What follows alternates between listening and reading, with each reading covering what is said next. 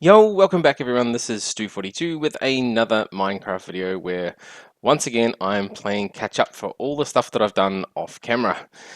So what's happened? Last episode I think I was just starting to get this barrel thing happening with applied energistics. As you can see, I've laid out a lot of the barrels now. I've put a bunch of ore in these ones.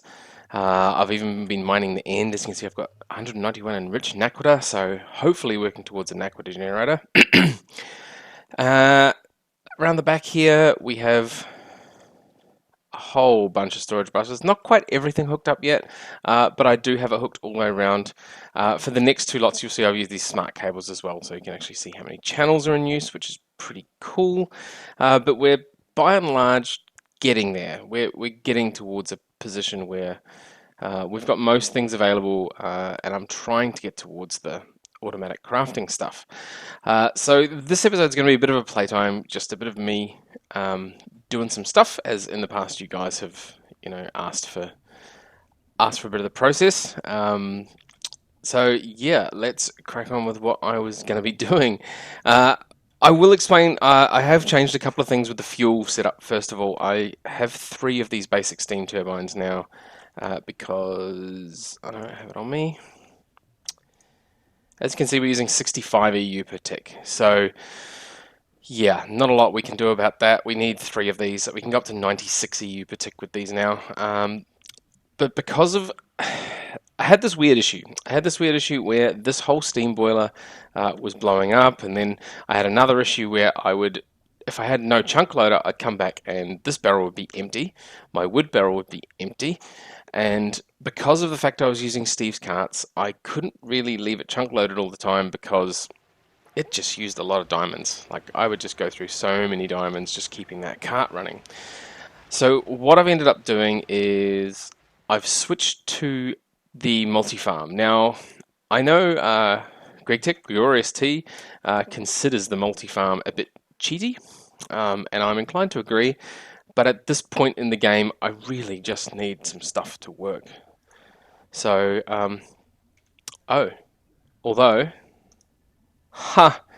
we are out of fertilizer up there. All right, so that's probably going to be the first thing I'm going to do. So anyway, as you can see, we have dark oak trees up here. Wow, I'm glad I caught that in time.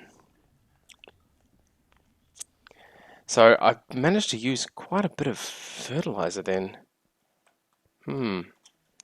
So in here, I did have a fertilizer barrel. There it is, 0 fertilizer. What we're going to need to do is we're going to need to find some apatite. Great, I don't have it hooked up yet. Luckily, I know it's over here. Now, let's grab, I think these smelt to make 8. Right, so we can grab, that was a bit stupid, wasn't it? 8 of those. So 8 of these will smelt into 8. Sorry, refine into 8 of all the bits we need. I've currently got some stuff processing, but you know what? I'm going to just pull everything out. Because I really need this fertilizer to be going. So let's grab all of this out. I was doing some cassiterite, which means I'm getting some tin and some bits and pieces. This is going to output another one, if I can stop it. Yes, stopped it just in time. Cool. So now we have a free set of machines going all the way through to here,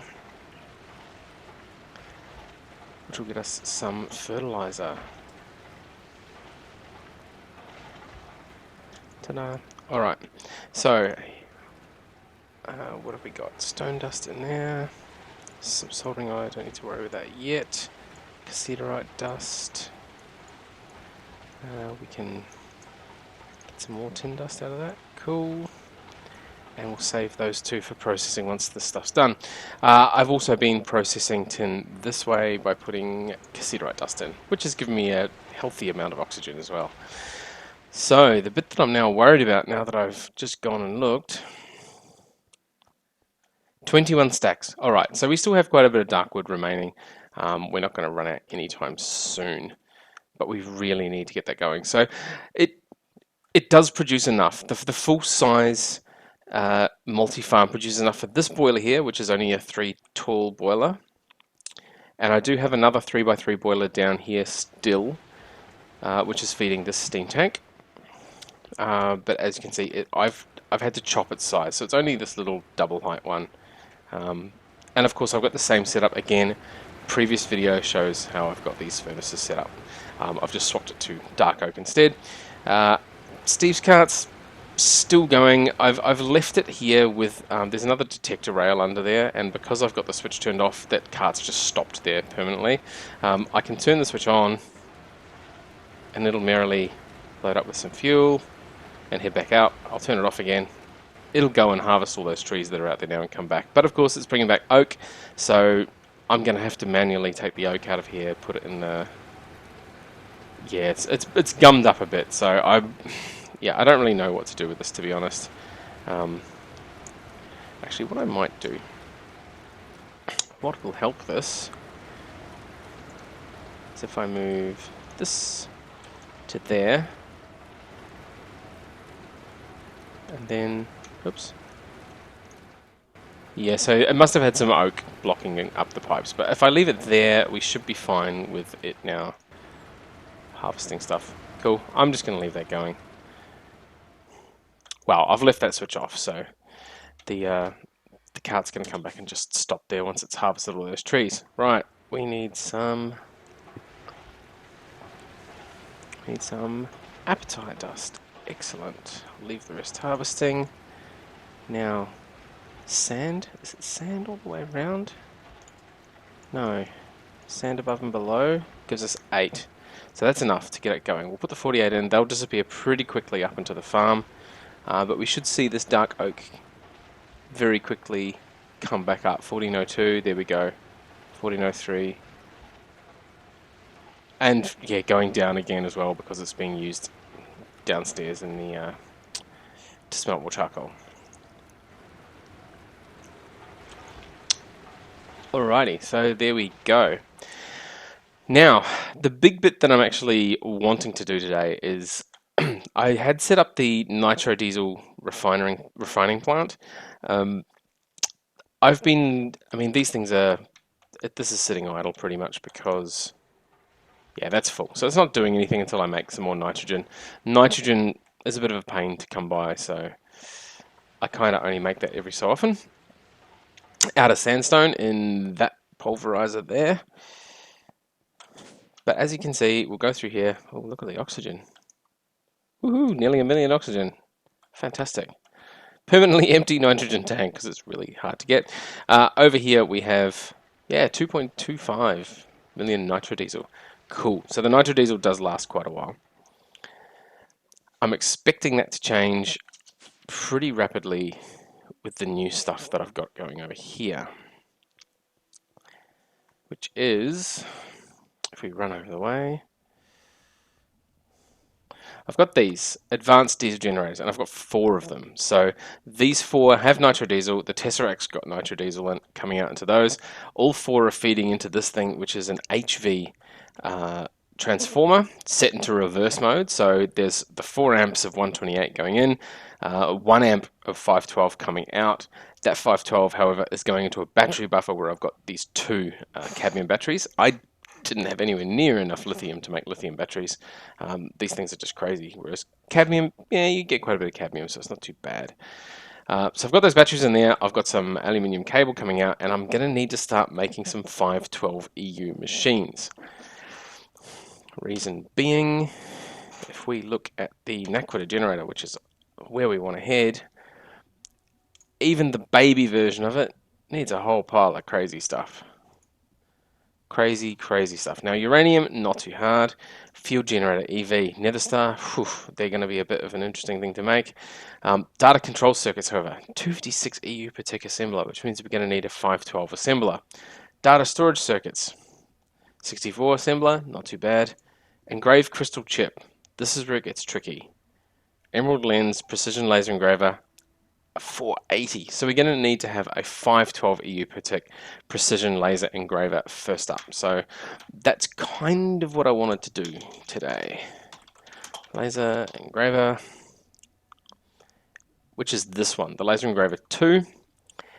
We need some advanced circuits. We need an HV machine hull, some gold cables, a couple of these pistons, which in turn need a couple of HV motors, bunch of stainless steel.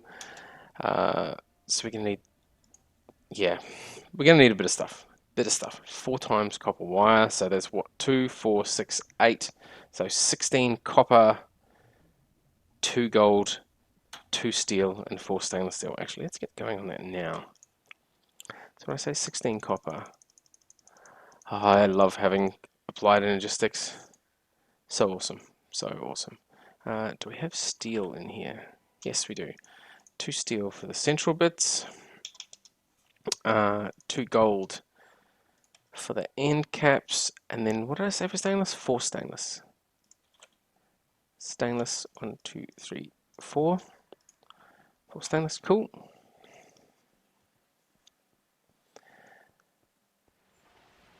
Now this shouldn't be too hard. We need to lathe. Oh, we've got some aluminium rods in there, that's good. Steel ingots need to go in there. The wire mill needs the gold and the copper.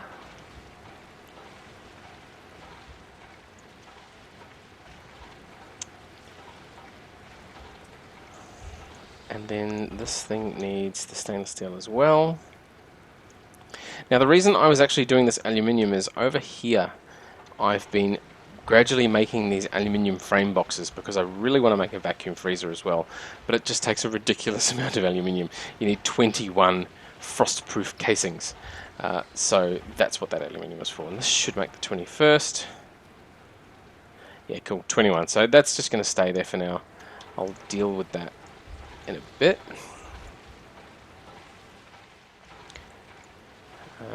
We can reconstitute that into steel, reconstitute that into aluminium. Got soldering element. Now the steel rods need to be magnetized.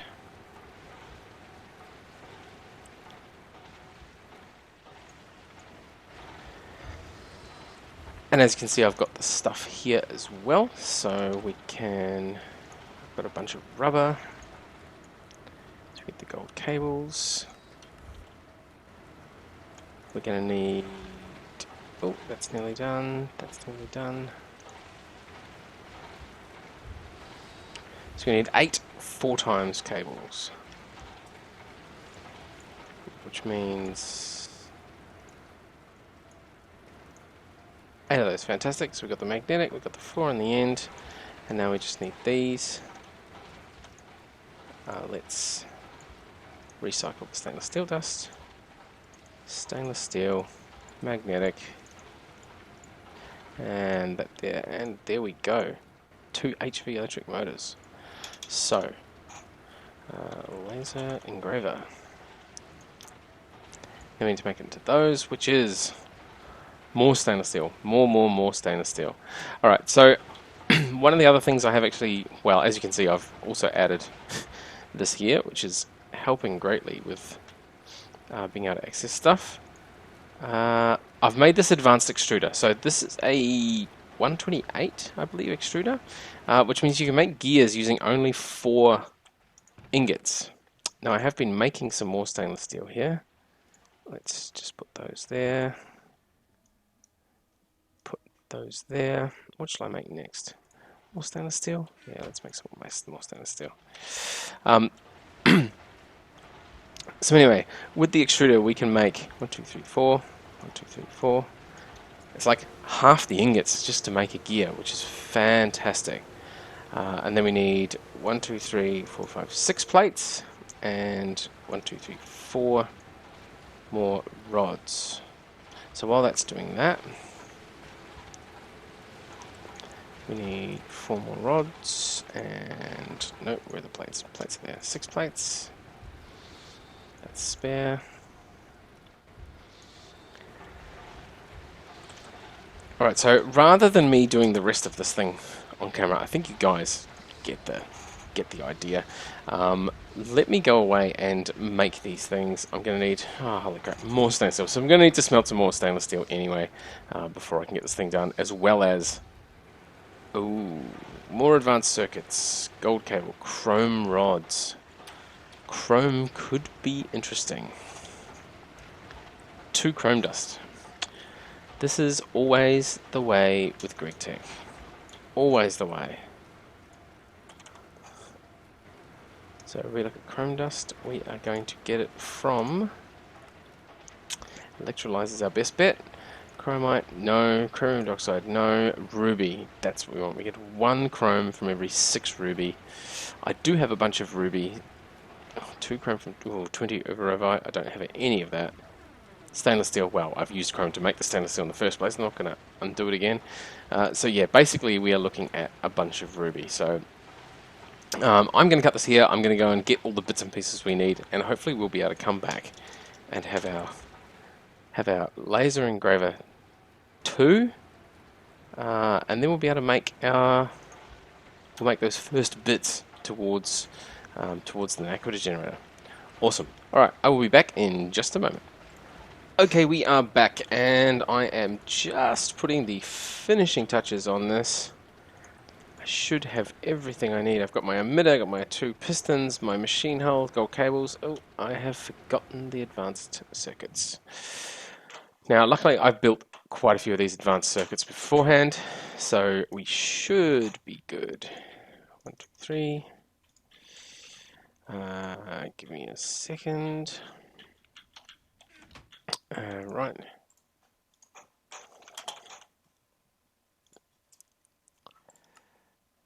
I need that 1, 2, 3. Hull, cable, emitter, pistons. Hoorah! 1 very expensive laser engraver. Now, I always like to make sure that's 512. Yes, that's high voltage. Cool. So we should be good to place this. I don't know. There, I want the shortest distance as possible between the 2. But there we have it. Awesome. Now, I did also manage to make an emerald lens once before. We're going to need that, because the next thing we're going to need for our Naquadah, Mark 1, just the Mark 1. No, I think it was the field generator data control circuits. We need a ton of these data storage circuits, which is the engraved crystal chips. Cool, so we've got the emerald lens. Oh, emerald plates. Or olivine with an emerald lens, or emerald with a Terra lens. Alright, well we've got the emerald lens anyway. So basically we need olivine or emerald. Now in my magic chest we have 16 emerald ore, 25 olivine ore. That's probably going to be better to use for this. What have we got? Some tin ore, aluminium, and this pink fluorite. GregTech still has some problems with the fluorite. It'll turn it into a fluorite gem at some point. There we go. For some reason, every time the server restarts as well, it changes between what it's actually going to put out. So we're going to not smelt it into olivine, we're going to macerate it into crushed ore, we're going to wash it, you pyro powder it into that, then we're going to macerate it again into that dust, which is going to give us some magnesium, which is good, and then we're going to use the olivine dust to compress straight into the plates. Awesome. So that'll do that. Alright, so I'm going to go away once again and I'm going to do a bunch of that. I've decided I'll try osmium wire. Yeah, see, osmium I'm not going to be able to make for a while as well, because osmium, where are we? Is it an alloy? No. Molten osmium? No. Not the arc furnace, not the plasma arc furnace. Osmium ingot. Oh yeah, you smelt it from straight osmium dust. And osmium dust comes from... wow, iridium ore. as a byproduct.